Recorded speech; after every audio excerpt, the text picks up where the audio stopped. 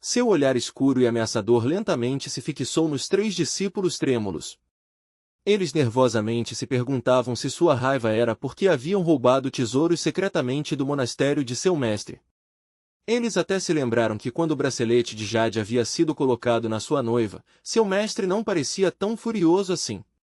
Em algum momento, eles secretamente deram um calmante para a pequena freira, acreditando que o mestre gostava do seu perfume, e até a perseguiam todos os dias por causa disso.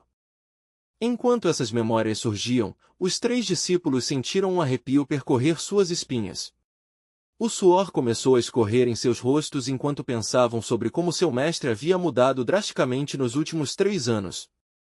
Jasper de repente lhes fez uma pergunta, exigindo saber se haviam notado que seu mestre havia mudado. Os discípulos assustados rapidamente acenaram com a cabeça em concordância, dizendo que haviam notado absolutamente a diferença. Ao ouvir isso, Jasper finalmente soltou um pequeno suspiro de alívio. Os 3 discípulos sussurraram entre si, nervosos, perguntando-se se seu mestre realmente poderia estar possuído. Sua expressão parecia feroz e desconhecida, quase como se ele tivesse se tornado uma pessoa completamente diferente. Não suportando mais o comportamento deles, Jasper ordenou friamente que não saíssem da montanha pelos próximos 3 anos. Mesmo após receberem a punição, os alunos ainda não conseguiam entender por que seu mestre de repente se tornará tão irracional, batendo neles sempre que surgia a menor chance. Enquanto isso, na propriedade da família Lin, os preparativos estavam em andamento para uma ocasião extremamente importante e grandiosa. O jovem mestre Levi estava prestes a se casar com a Luna, a santa donzela do domínio sagrado Marshall. Quando a cerimônia oficialmente começou, o anfitrião anunciou em voz alta cada passo. Todos os presentes se curvaram respeitosamente primeiro ao céu e à terra, depois à união sagrada do casamento. Logo, a notícia se espalhou por toda parte que a família Lin e a Casa Sagrada Marshall haviam oficialmente formado uma aliança matrimonial. Foi anunciado que Levi se casou com a santa donzela Luna do domínio sagrado Marshall. Quando os dois se curvaram respeitosamente um ao outro durante a cerimônia, foram oficialmente reconhecidos como marido e mulher. Após esse momento, a história muda seu foco para a residência da família Lin. Rosalie se inclinou ligeiramente para fora da janela e estendeu a mão para o ar, pegando suavemente uma folha caída que descia da árvore do lado de fora. Ao seu lado, 2 animais espirituais conversavam tranquilamente entre si, comentando que sua mestre estava gradualmente se tornando cada vez mais parecida com uma mulher humana comum. Eles se perguntavam nervosos se realmente era seguro falar tão abertamente na frente de sua dona. Afinal, eles haviam percebido que ela já não parecia ser capaz de entender a linguagem dos animais. Em algum momento, a garota havia parado de responder às suas palavras. Até os tigres começaram a duvidar se a pessoa à frente deles era realmente sua senhora original. Rosalie sentou-se quieta, perdida em pensamentos. Enquanto olhava a folha em sua mão, uma velha memória da infância lentamente surgiu em sua mente quando uma pena lindamente colorida havia caído em sua palma. A pena havia sido incrivelmente bela, com cores que brilhavam suavemente à luz do sol. Quanto mais ela olhava para ela, mais gostava. Por causa desse momento, Rosalie gradualmente começou a se vestir e se comportar como a misteriosa pessoa que talvez tivesse possuído aquela pena. Ela refletiu sobre o fato estranho de que um estranho misterioso havia ocupado seu corpo por 3 anos inteiros. Por causa disso, ela frequentemente se via lembrando de si mesma cada vez mais claramente. Após pensar cuidadosamente sobre isso, ela ficou convencida de que a pessoa que havia tomado seu corpo provavelmente era um homem. Sua maneira de falar e seus gestos eram completamente diferentes dos de uma garota normal. Felizmente, antes de partir, aquela pessoa havia deixado para trás um par de adoráveis filhotes de tigre branco. Rosalie acreditava silenciosamente que, quem quer que fosse, provavelmente nunca retornaria. De repente, uma voz alta ecoou por perto anunciando que o rei havia retornado para se casar com Rosalie. A figura que apareceu era um homem meio demônio com cabelo branco e pele de pelo, com orelhas azuis impressionantes. Rosalie ficou olhando para o estranho homem à sua frente, completamente confusa. Ela não tinha ideia de quem ele era. Enquanto isso, o homem que havia se transformado em forma humana secretamente acreditava que ele havia ficado tão bonito que Rosalie simplesmente não o reconheceu. Ele apertou ligeiramente os lábios e fez um som longo e arrastado como se tentasse lembrar-lhe de algo. Mas, mesmo depois de ouvir aquele som, Rosalie ainda parecia completamente confusa e não entendia nada. O homem então perguntou diretamente a ela se ela ainda conseguia entender a linguagem dos demônios. Ouvindo suas palavras estranhas, a garota ficou ainda mais confusa. A fala dele parecia completamente desconhecida para ela. Finalmente, o homem percebeu a verdade e Rosalie genuinamente já não conseguia entender uma palavra sequer do que ele estava dizendo. Depois de pensar por um momento, ele de repente tomou uma decisão. Se palavras não fossem suficientes para lembrá-la, talvez as ações fossem. Então, ele escolheu fazer a mesma dança que Rosalie lhe havia mostrado anos atrás. Em sua memória, aquela dança tinha sido graciosa e inesquecível, algo que havia deixado uma impressão profunda em seu coração. No entanto, quando Rosalie observou seus movimentos, ela parecia genuinamente confusa. Negando com a cabeça, ela explicou calmamente que não fazia ideia de que tipo de dança ele estava fazendo. Na verdade, ela disse honestamente que nunca tinha aprendido nenhuma dança em toda a sua vida. Naquele momento, o demônio lentamente chegou a uma dolorosa realização. A garota à sua frente não era a pessoa que ele havia procurado todo esse tempo. A verdade caiu pesadamente em seu coração. Enquanto isso, Rosalie de repente se lembrou de algo importante de 3 anos atrás. Naquela época, aquele homem misterioso havia usado seu corpo para realizar exatamente a mesma dança. Só agora ela entendeu que o demônio estava ali procurando aquele homem. Querendo esclarecer o mal-entendido, ela decidiu lhe dizer honestamente que ela realmente não era a pessoa que ele pensava que fosse. Após ouvir sua explicação e ver sua expressão sincera, o demônio finalmente aceitou a verdade. A mulher à sua frente não era a que ele havia se apaixonado todos aqueles anos atrás. Com uma tristeza silenciosa, ele deu a Rosalie uma despedida final. Então, ele virou lentamente e foi embora, dizendo adeus como se estivesse deixando para trás um capítulo de sua vida para sempre. Logo depois, a história muda mais uma vez para a residência tranquila da família Lin. Rosalie estava caminhando calmamente pelo jardim, aproveitando a atmosfera tranquila entre as flores e árvores, quando de repente uma voz a chamou por trás.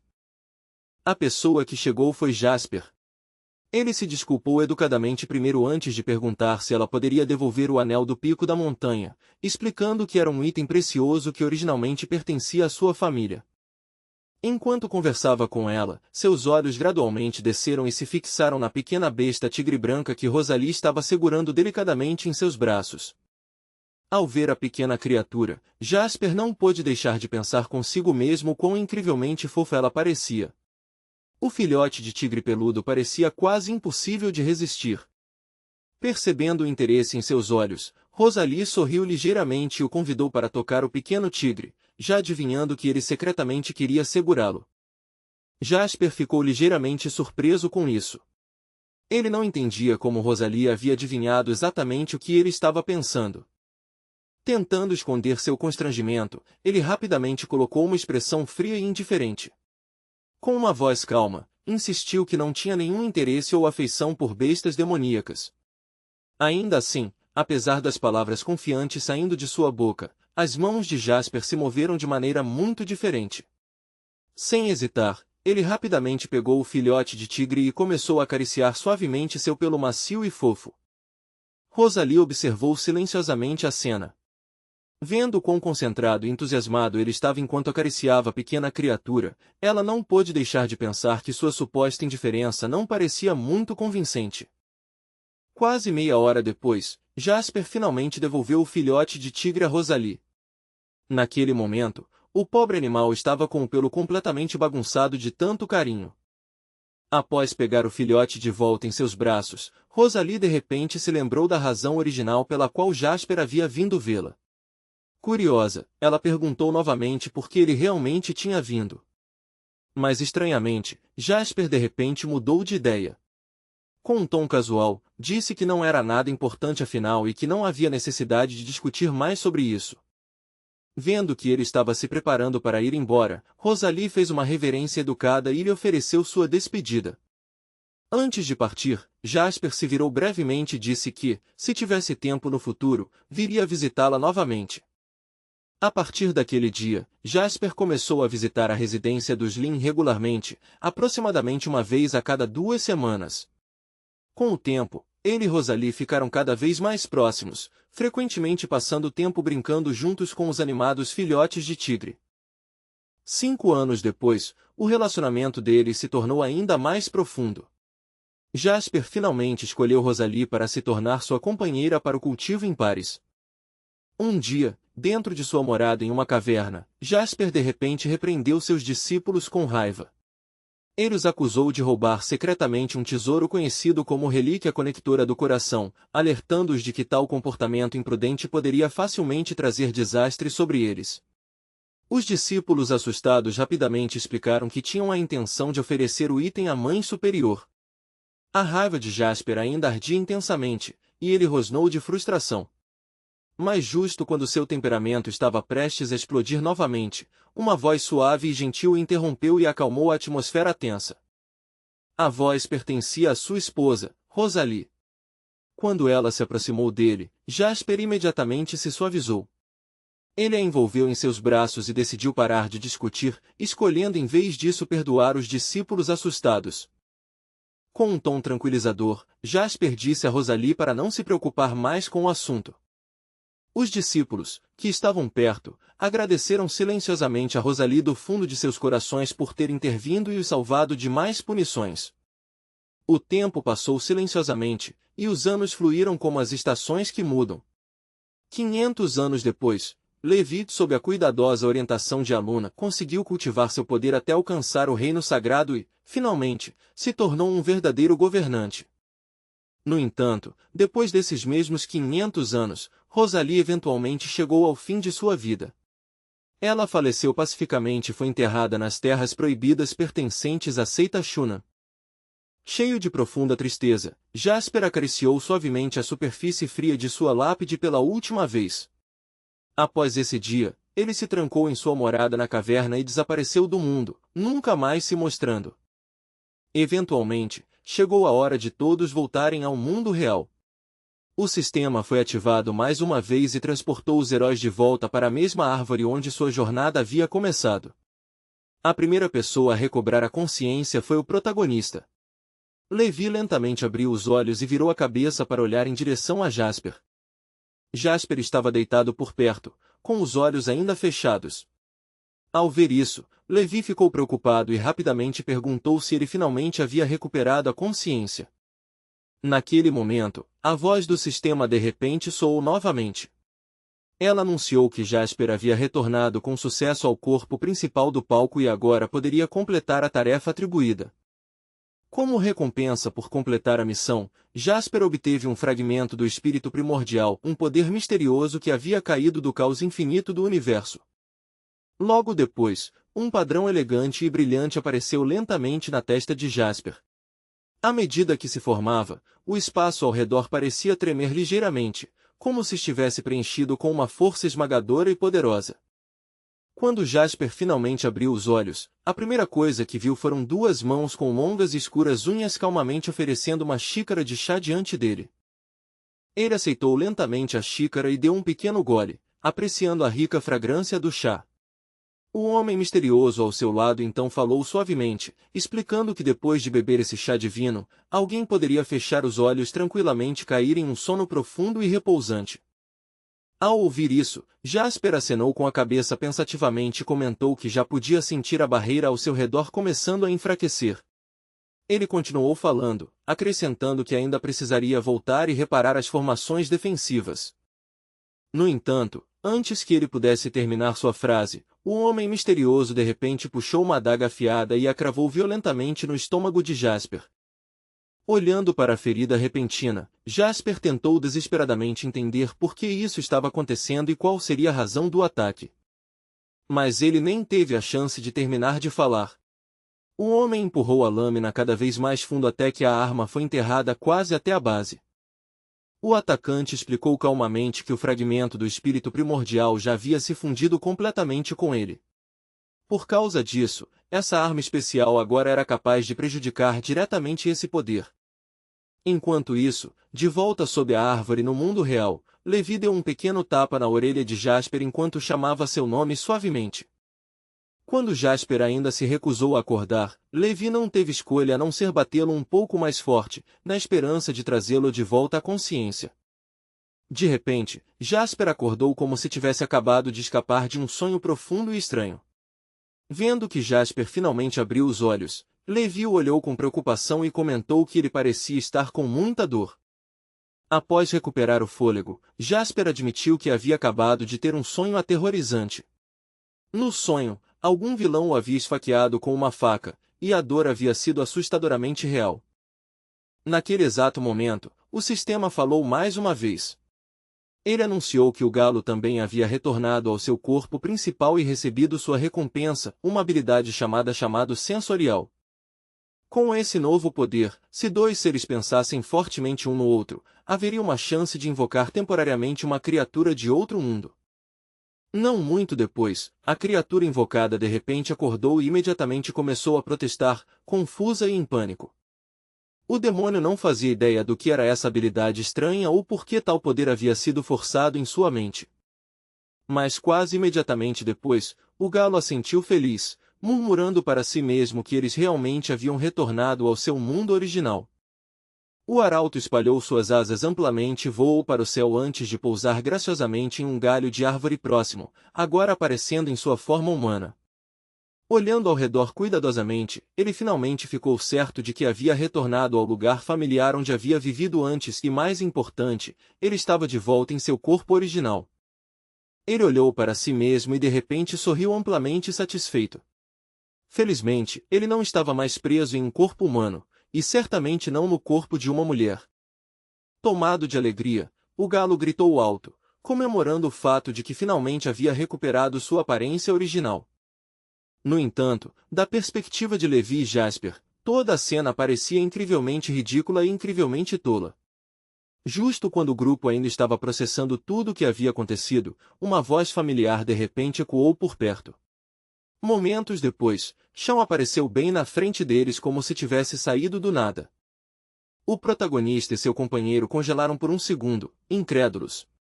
Então, seus rostos se iluminaram de surpresa e verdadeira felicidade ao verem o amado diretor finalmente diante deles novamente.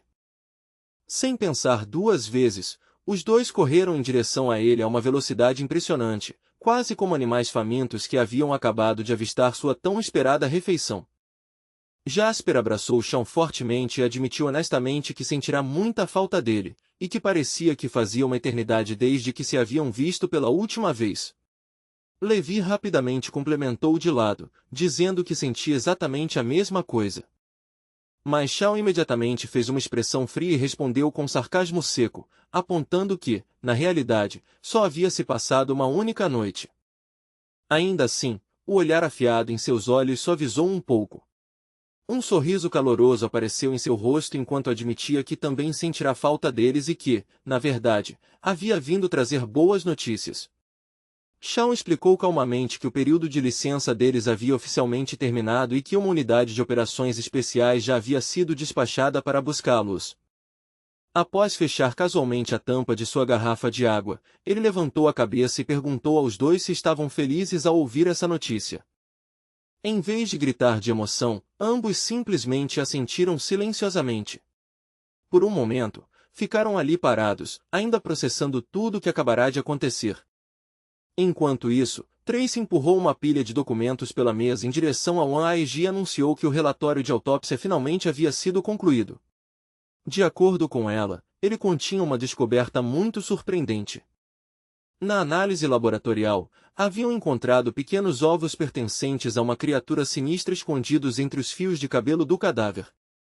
Essas larvas carregavam uma estranha forma de energia animal que permitia que se expandissem e contraíssem livremente. As características dessa energia correspondiam perfeitamente à sensação estranha que Sam havia demonstrado quando os atacou mais cedo dentro do helicóptero. Tracy continuou explicando que Sam deve ter permitido, de alguma forma, que uma criatura rara e perigosa, que possuía um tipo único de energia animal, parasitasse seu corpo. O parasita e o hospedeiro existiam em uma estranha relação simbiótica. Eles compartilhavam energia, nutrientes e força vital, vivendo e morrendo juntos enquanto se tornavam gradualmente mais fortes com o tempo. Após ouvir essa explicação, One-Eyed franziu um pouco a testa e comentou que isso parecia similar à habilidade de coexistir e ressoar com aquela criatura parecida com um besouro.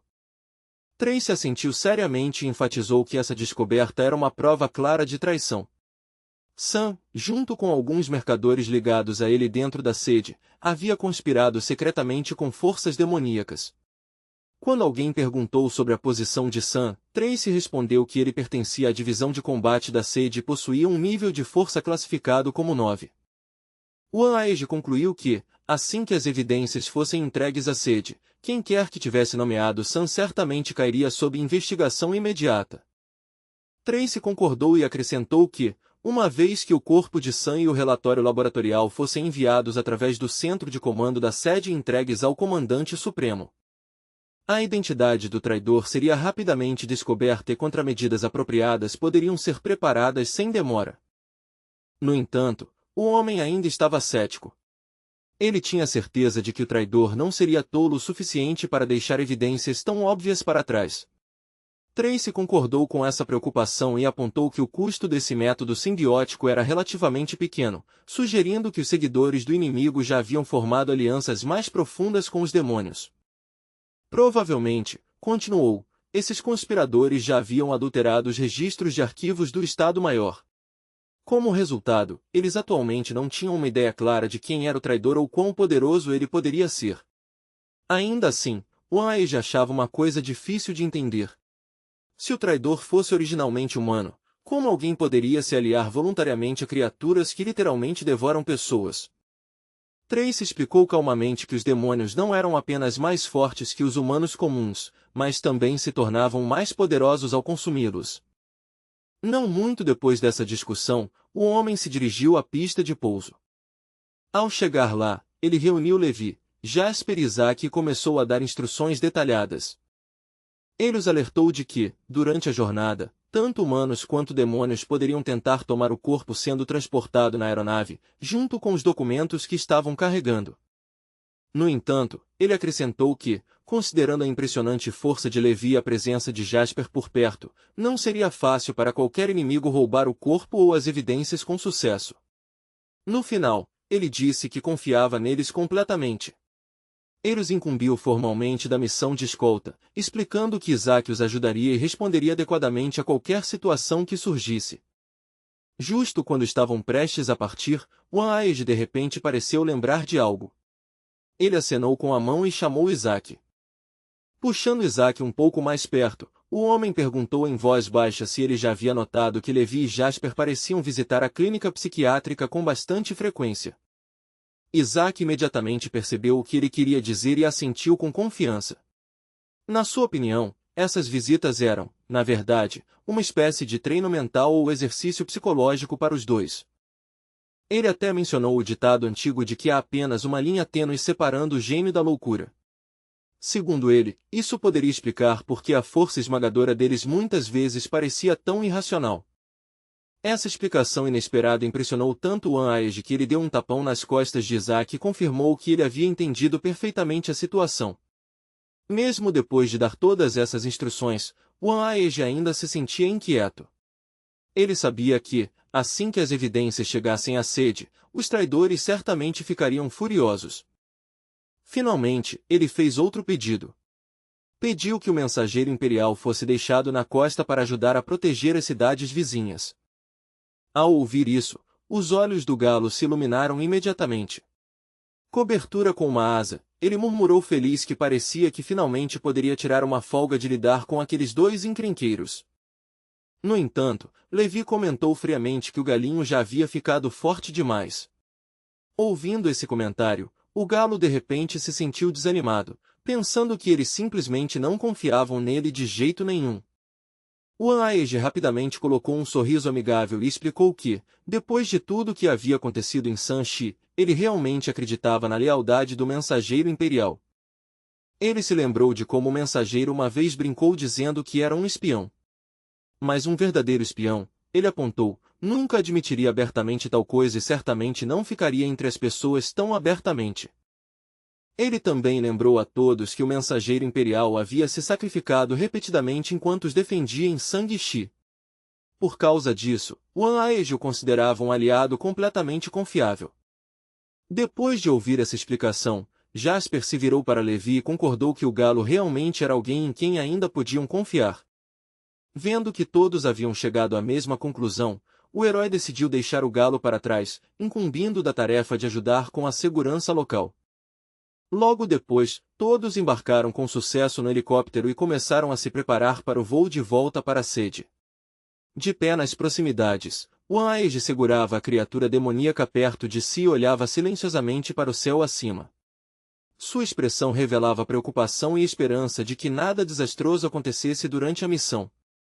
No fundo, ele pensava que, se algo realmente desse errado, eles poderiam ter que contar com a ajuda do mensageiro imperial para passar por isso.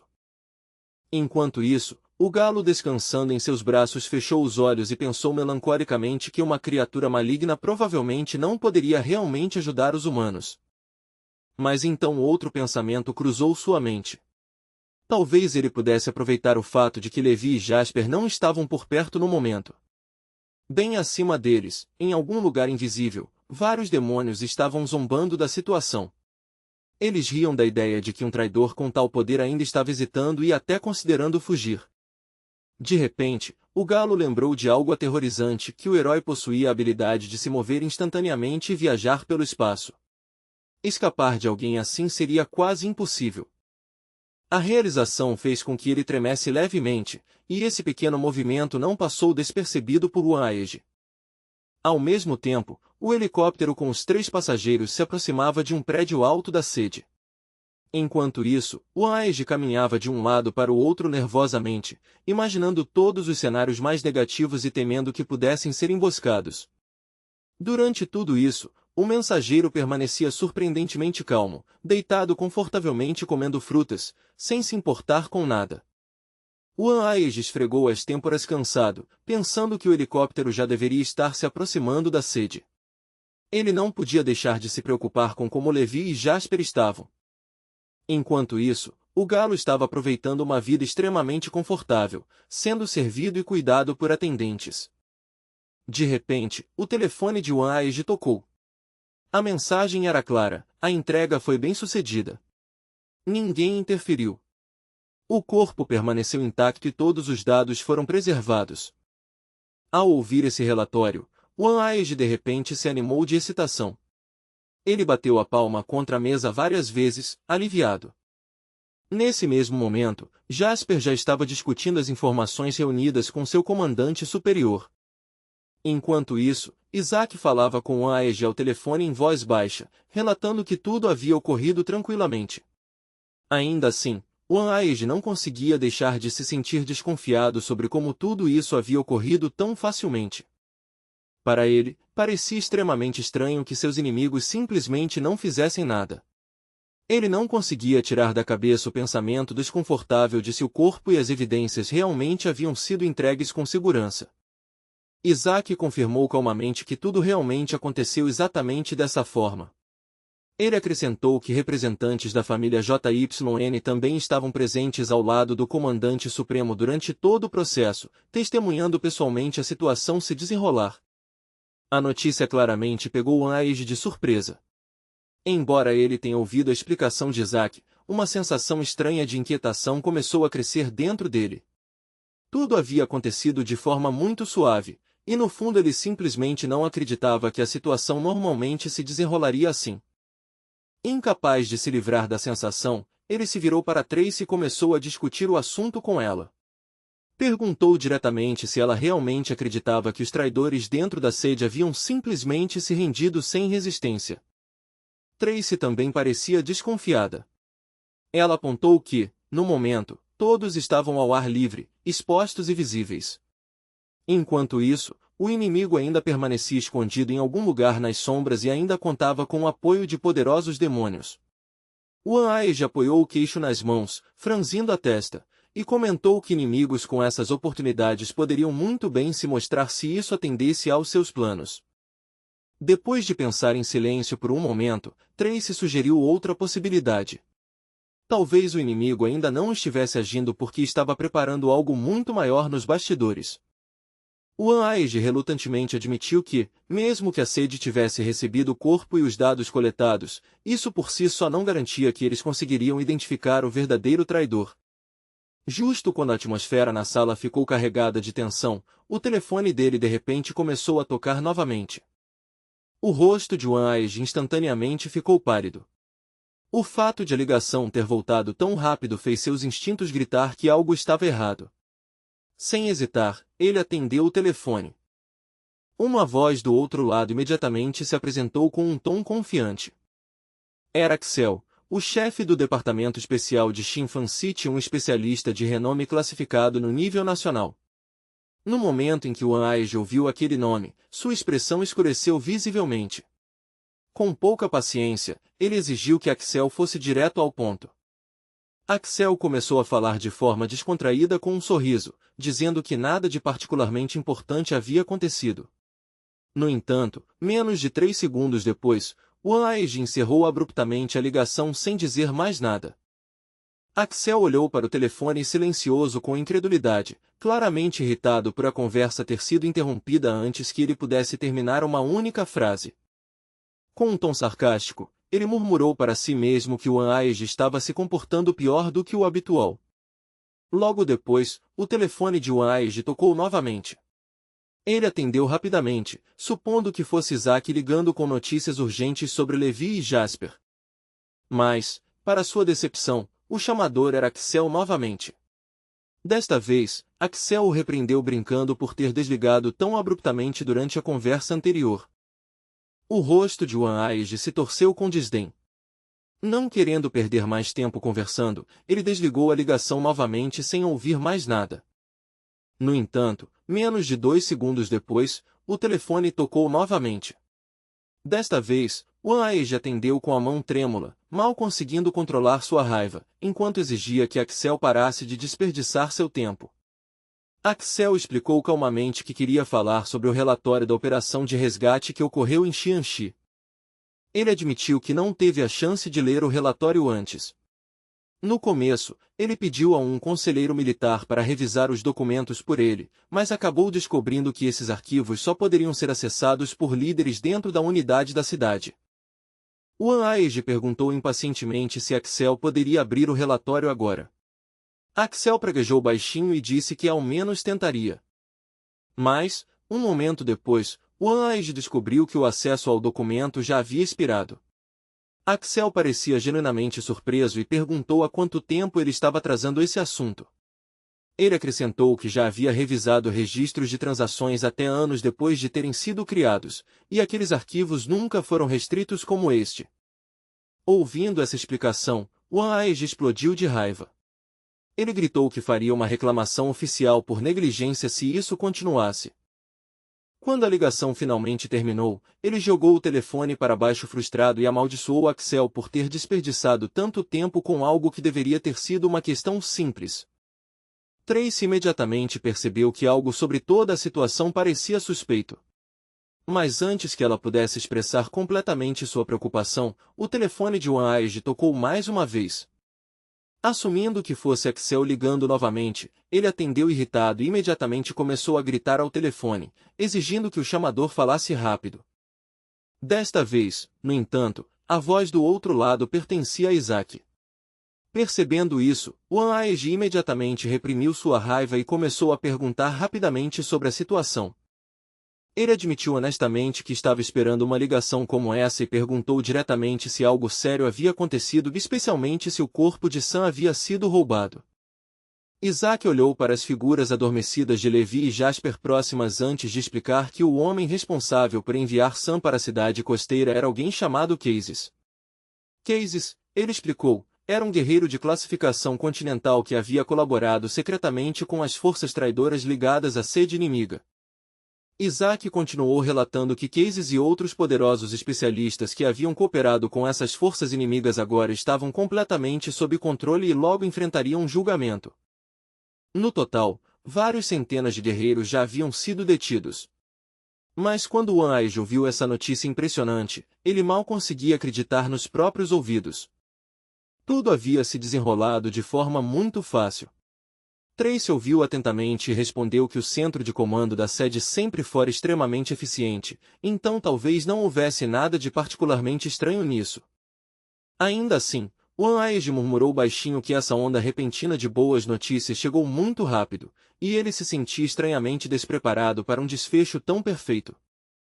Enquanto isso, o comandante supremo agradeceu pessoalmente aos dois jovens por guardarem Casey durante os últimos dias. Levi respondeu calmamente que, já que haviam sido avisados de que Casey era uma pessoa perigosa, era natural que ajudassem a vigiá-lo. Depois de ouvir a explicação deles, o comandante parecia visivelmente mais relaxado. Ele então anunciou que, dentro de 3 dias, o Departamento Especial realizaria um julgamento público para Casey. Enquanto isso, nuvens escuras lentamente se reuniam sobre a cidade costeira. Quando a noite caiu, Levi e Jasper eventualmente adormeceram profundamente e em paz. Não muito longe de onde descansavam, Casey ficou quieto observando as figuras adormecidas com atenção cuidadosa. Depois de observá-los por um momento, ele chamou silenciosamente seu cúmplice, Leon. Quase instantaneamente, Leon surgiu do chão como se estivesse subindo da própria terra. Enquanto se levantava, Leon olhou para Levi e notou com visível preocupação que Levi possuía a força de um guerreiro de classificação Lorde. O poder ao seu redor era aterrador. Por causa disso, Leon realmente não entendia por que havia sido chamado aqui em primeiro lugar. Depois de se sentar próximo, ele começou a reclamar que, embora Casey parecesse destemido, ele pessoalmente se sentia extremamente nervoso com a situação. Casey, no entanto, permaneceu surpreendentemente calmo. Em sua visão, já que Levi e Jasper estavam ambos adormecidos, eles não representavam ameaça alguma. Leon ouviu em silêncio e até se ofereceu para trazer comida, mas Casey simplesmente balançou a cabeça e recusou a oferta. Leon então mudou de assunto e sugeriu que o próximo julgamento público organizado pelo Departamento Especial poderia ser a razão pela qual Casey parecia incapaz de dormir. Casey apenas sorriu levemente e respondeu que, como o julgamento seria público, qualquer pessoa colocada em sua situação naturalmente se sentiria incomodada. Ouvindo isso, Leon fez uma expressão miserável e confessou que pessoalmente sofria de uma ansiedade social severa. Se fosse forçado a passar por um julgamento público como aquele, ele brincou dizendo que poderia desmaiar na hora. Após uma breve pausa, Leon de repente perguntou se Casey realmente tinha pensado em tudo. Casey confirmou calmamente que já havia tomado sua decisão, porque no final, os eventos sempre estavam conduzindo a esse resultado. Leon soltou um longo suspiro pesado.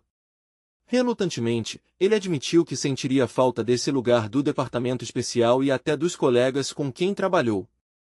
Casey silenciosamente o lembrou de que já não havia mais lugar para eles ali. Então perguntou se Leon não havia prometido que o seguiria até o fim. Ouvindo essa lembrança, Leon hesitou brevemente antes de finalmente acenar com a cabeça e declarar que estava pronto para seguir Casey onde quer que ele decidisse ir.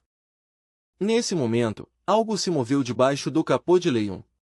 Ele fez uma careta levemente e reclamou que a pequena criatura escondida ali estava bebendo seu sangue o dia todo sem parar. Casey casualmente o aconselhou a simplesmente dar mais comida a ela, sugerindo que, quando estivesse cheia, ela poderia perder o apetite por sangue. Leon imediatamente ficou indignado, protestando que a criatura já estava parasitando ele e podia comer o quanto quisesse, mas de alguma forma ele nunca ganhava peso. Ele até brincou sarcasticamente que claramente não precisava mais se preocupar com dieta. No futuro, disse ele, talvez começasse a alertar os novos recrutas sobre esse estranho problema.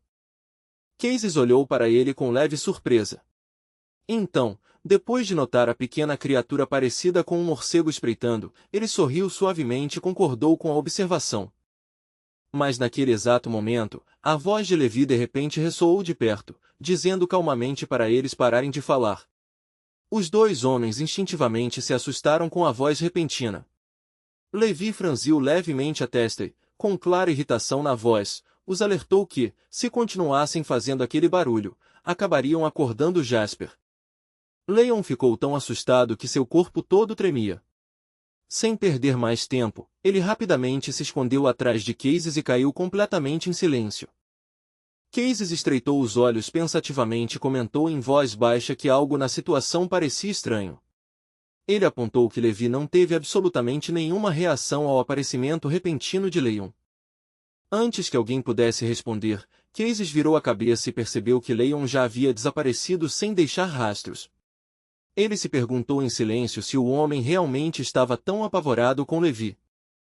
3 dias inteiros se passaram após o incidente. Durante esse tempo, as penas do arauto ficaram mais lisas e brilhantes do que nunca, e ele se exibiu com orgulho, desfilando e mostrando sua plumagem magnífica em poses exageradas. Enquanto isso, Waage estava sentado tranquilamente no sofá ao lado de Tracy. Com um tom calmo, mas sério, ele a lembrou de que o julgamento público estava prestes a começar muito em breve. Na tela da televisão à sua frente, Casey podia ser visto de pé no banco dos réus. Assistindo a transmissão atentamente, Waage esfregou o queixo e comentou pensativamente que não conseguia entender por que um guerreiro poderoso como Casey se envolveria em uma conspiração com demônios.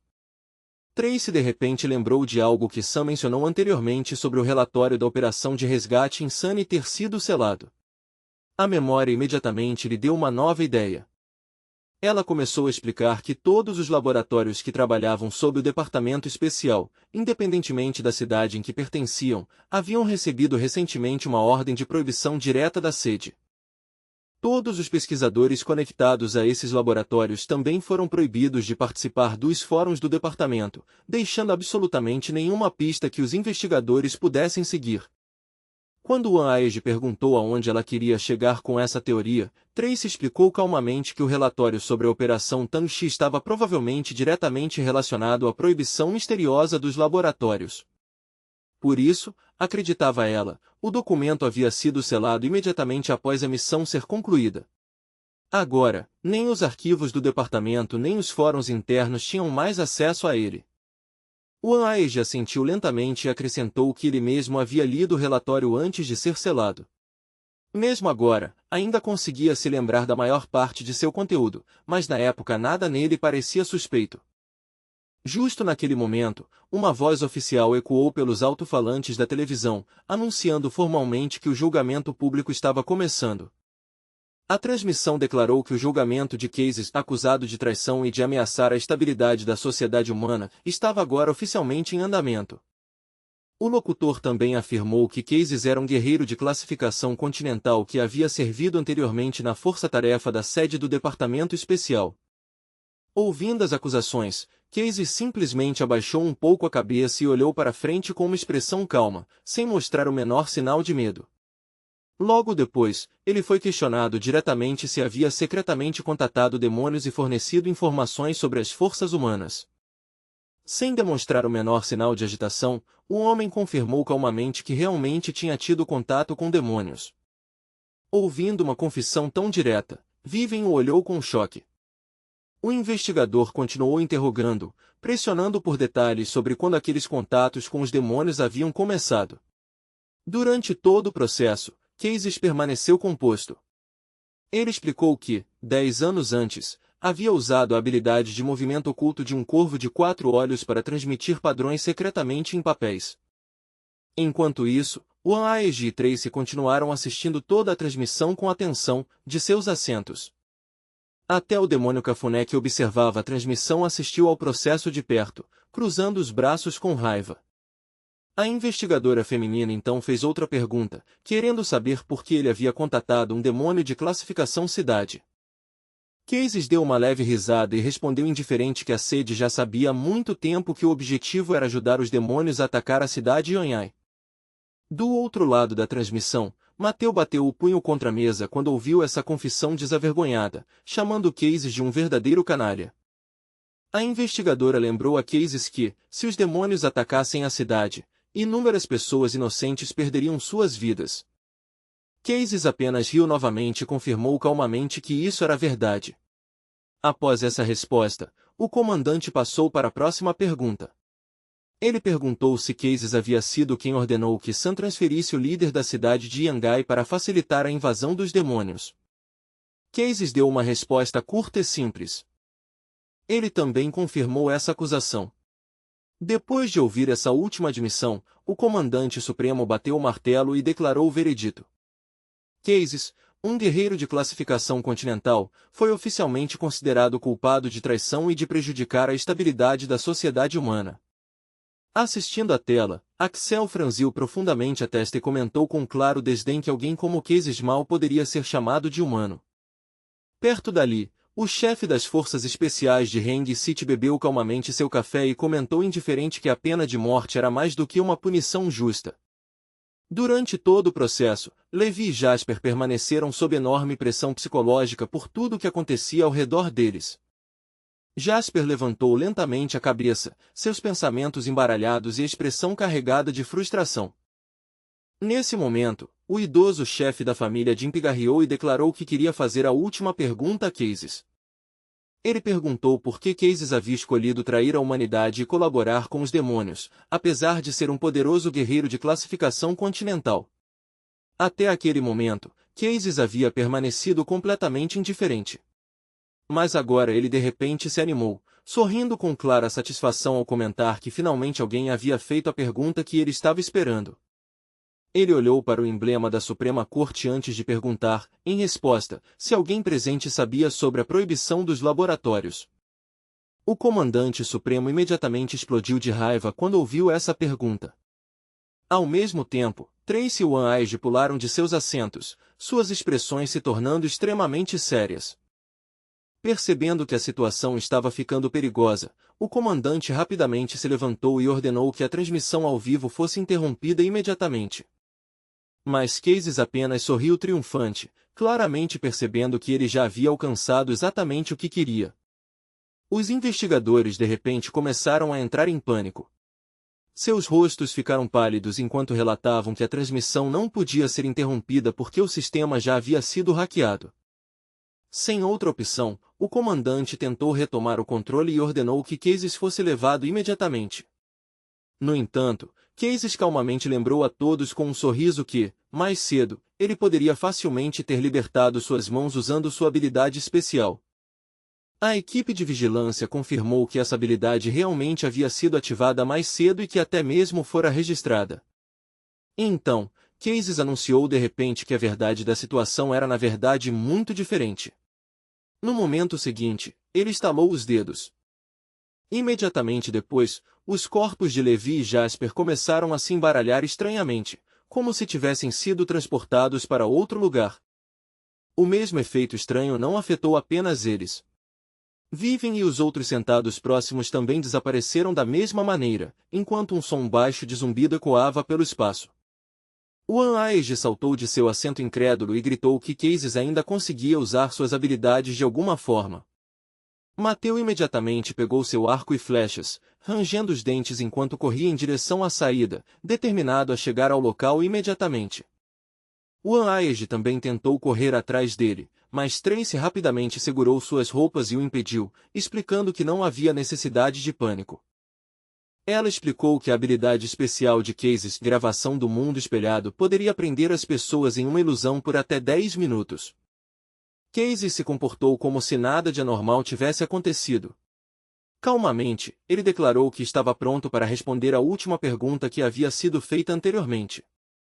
Com um gesto confiante, ignorando todos ao seu redor, ele repetiu a pergunta para si mesmo por que ele havia feito isso. Casey então explicou que sua traição estava diretamente ligada à proibição dos laboratórios, um segredo que havia escondido a verdade de todos os guerreiros dentro do departamento. Ele deu um sorriso sutil, quase secreto, e baixou a voz para um sussurro, como se estivesse compartilhando algo proibido. Lentamente, explicou que o verdadeiro significado por trás dessa proibição era simples, mas aterrorizante: a humanidade jamais deveria descobrir a verdade que havia sido cuidadosamente escondida deles o tempo todo. Ele continuou calmamente, quase calmo demais, dizendo que as pessoas nunca deveriam descobrir um fato crucial: que os demônios na verdade não devoram os humanos que possuem corpos naturais. Aquela verdade, ele sugeriu, foi intencionalmente enterrada. Tracy congelou de choque, seus olhos se arregalando enquanto as palavras faziam sentido. A revelação claramente a desconcertou, e em segundos a sala silenciosa explodiu em caos. As vozes subiram ao redor dela, enquanto a multidão começava a gritar, furiosa e confusa. Ninguém conseguia processar o que acabará de ouvir. A ideia parecia ridícula para eles. Demônios não comerem humanos? Isso contradizia completamente tudo que as pessoas acreditaram por anos.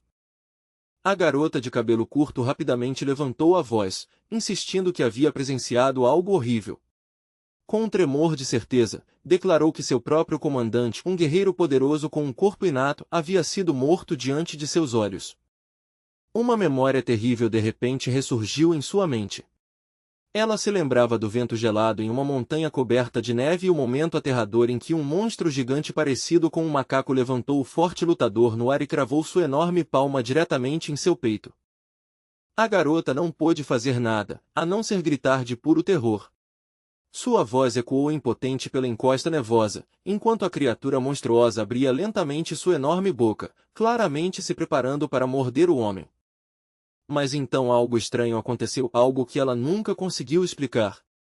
Em vez de comê-lo, o macaco gigante apertou o corpo já sem vida com raiva e soltou um rugido ensurdecedor que fez a montanha inteira tremer. Após aquele surto de raiva, a criatura de repente jogou o corpo para o lado como se não fosse nada.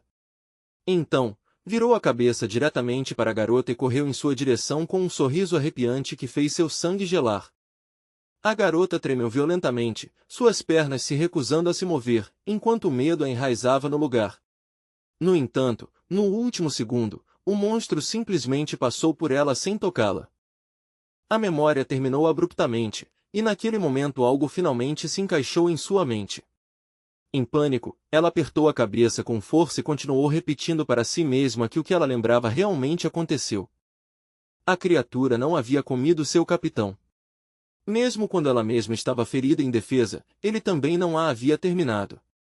Ele simplesmente se afastou. Perceber isso fez o rosto da garota ficar completamente pálido. Um pensamento horrível a atingiu.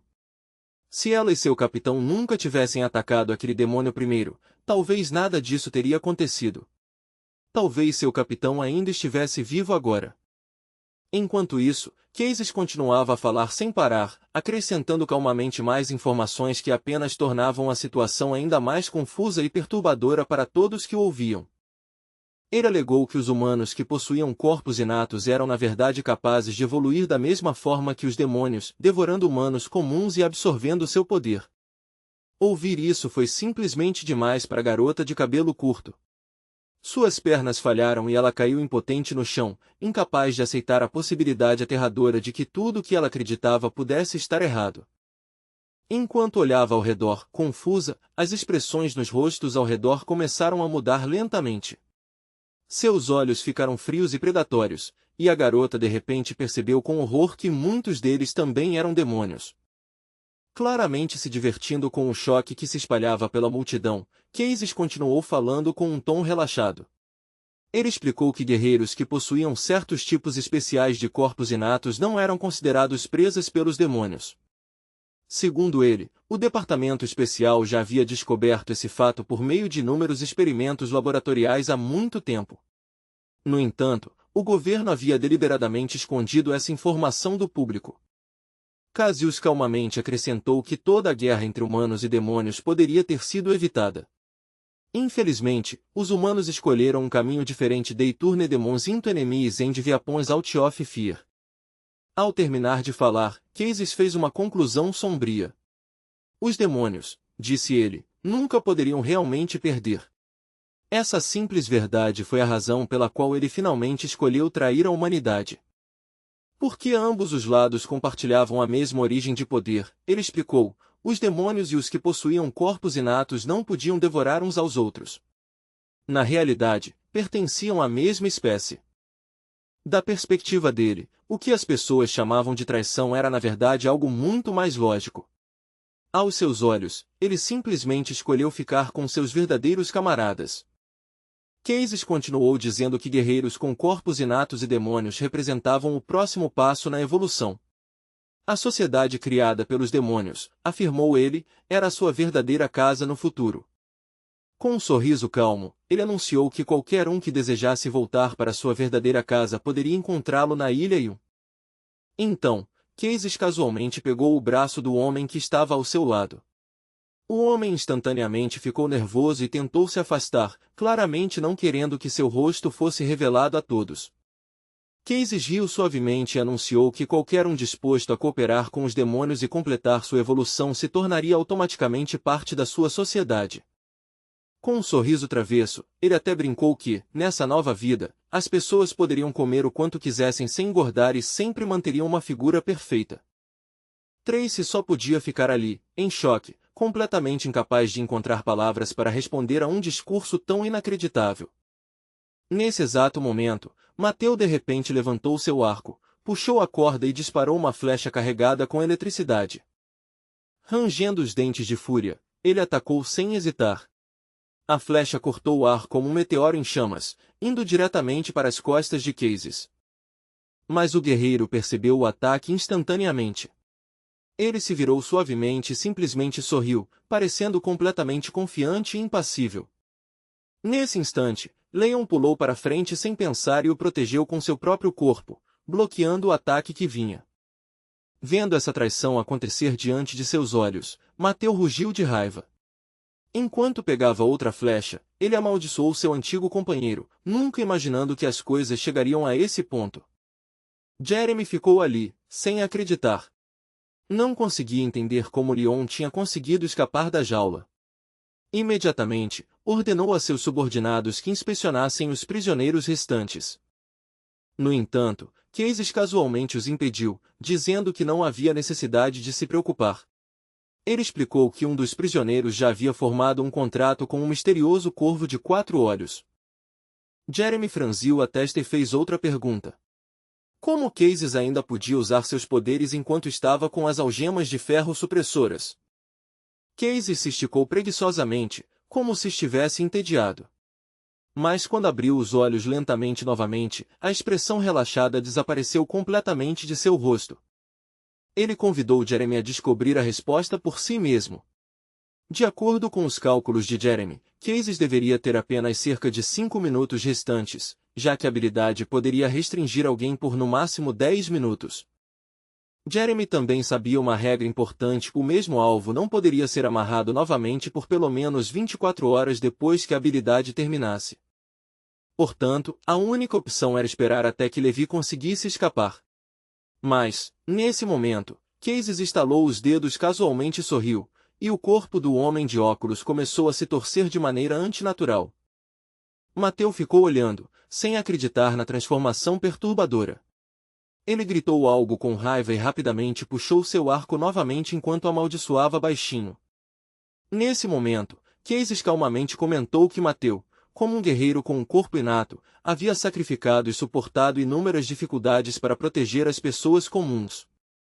Então ele insinuou friamente que aquelas mesmas pessoas talvez um dia fossem salvas pelos esforços de Mateu, mas, no final, provavelmente esqueceriam a pessoa que as havia protegido. Mateu explodiu de raiva ao ouvir aquelas palavras. Ele gritou que Cases não passava de um servo e que ele mesmo não era um demônio que trairia a humanidade e começaria a devorar as pessoas. Observando Mateu apontando seu arco diretamente para ele, Cases respondeu com total indiferença. Muitas pessoas, disse ele calmamente, já haviam afirmado que nunca se tornariam traidoras também. Mas com o passar do tempo, ele acrescentou baixinho, os amigos de ontem podem facilmente se tornar os inimigos de hoje. A garota tremendo continuava olhando para a tela sem piscar, enquanto a voz de Mateu ficava mais alta e mais furiosa a cada segundo. Sem hesitar, Mateu disparou novamente. 3 flechas carregadas com eletricidade saíram rapidamente do arco. Ainda assim, Cases nem se mexeu. Um escudo brilhante se formou repentinamente no ar diante dele enquanto ele calmamente ativava a habilidade do Mundo Espelho. Sorrindo levemente, ele observou enquanto as flechas eram sugadas para a superfície do espelho. Então, casualmente iniciou a rotação reversa da magia. Mateu parecia confuso por um momento, mas então o terror o atingiu ao perceber que outro espelho havia aparecido atrás dele, e as mesmas 3 flechas elétricas saíram dele. Reagindo instantaneamente, ele girou e fez um mortal para trás, conseguindo desviar do ataque mortal por pouco. Caxias percebeu isso e deu um leve sorriso.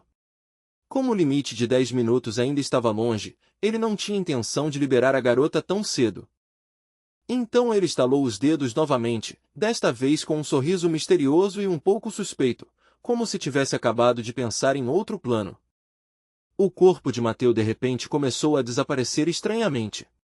Cases anunciou casualmente que ele poderia permitir que Mateu a visse. Mateu entrou em pânico e lutou desesperadamente para resistir. Mas pouco a pouco, sua figura foi desaparecendo, enquanto Cases acenava alegremente como se estivesse fazendo um favor a ele.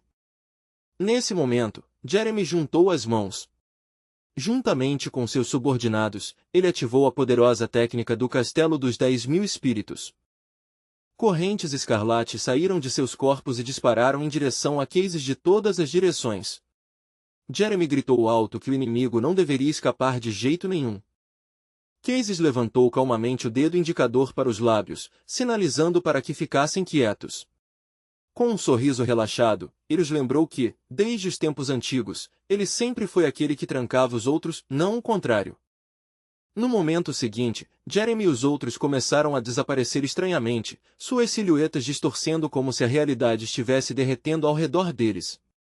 Um a um, eles começaram a sumir, assim como as pessoas que haviam sido puxadas para o misterioso mundo do espelho mais cedo.